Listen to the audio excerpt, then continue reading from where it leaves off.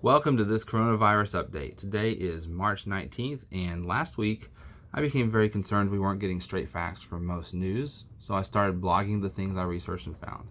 Hi everyone, for those who don't know me, my name is Dr. Witherspoon. I'm a chiropractor for Fix the Cause Chiropractic here in Duncanville, Texas. It's a suburb of Dallas. I'd like to give you an update on the coronavirus. The information I found last weekend I wrote up and published on our clinic blog. I'll put the address in the description for this video. Since then, I've been doing my best to present information I feel is important, but glossed over by the mainstream media. So today, I'd like to highlight two pieces of information from yesterday, March 18th. First, let me say this is a serious disease. It is killing people at a higher rate than the flu, so we can't just treat this exactly like the flu. My view on that has changed as I've researched. We have to take this seriously. However, there are specific groups that we should be focusing on protecting. I really believe if we focused on protecting these groups, we could be just as effective in protecting them without shutting down life. The first bit of information is from Bloomberg News, and it comes from Italy, which is one of the hotbeds of death in this epidemic. Italy has run the statistics on the people who are dying from the coronavirus, and yesterday it was published that a tremendous number, 99% of the people who have passed away, had suffered from previous medical conditions. 0.8% of the people who have died have had no other or prior illness. So if you or a loved one has a secondary issue, something like diabetes, heart disease, cancer, high blood pressure, etc., they are the riskiest category. And of course, our elderly population tends to have more of these secondary issues. So now we combine that with the second bit of information out yesterday from none other than the CDC.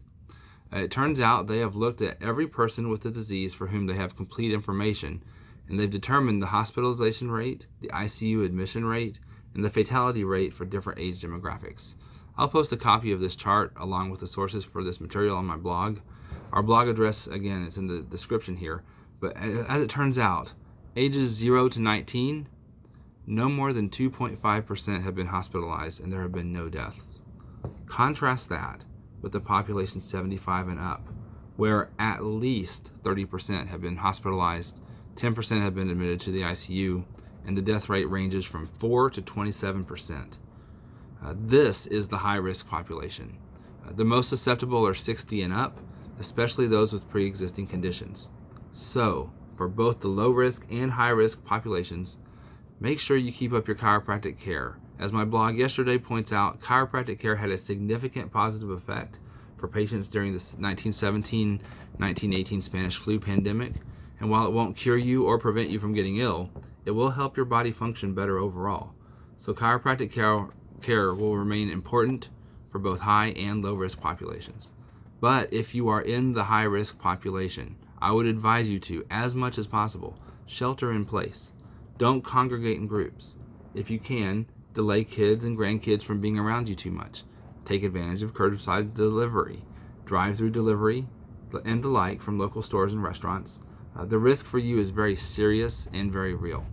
If you are not in the high-risk population, realize you may come in contact with people who are in the high-risk population.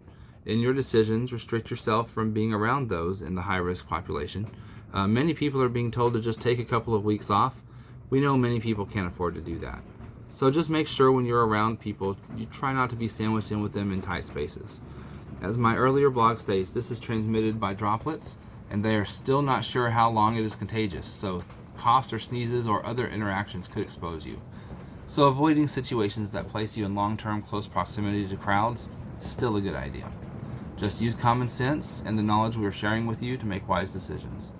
Keep a check on my blog. Again, the website listed below is fixthecause.wordpress.com. As I find things I feel you need to know, I will post video or text updates there. Have a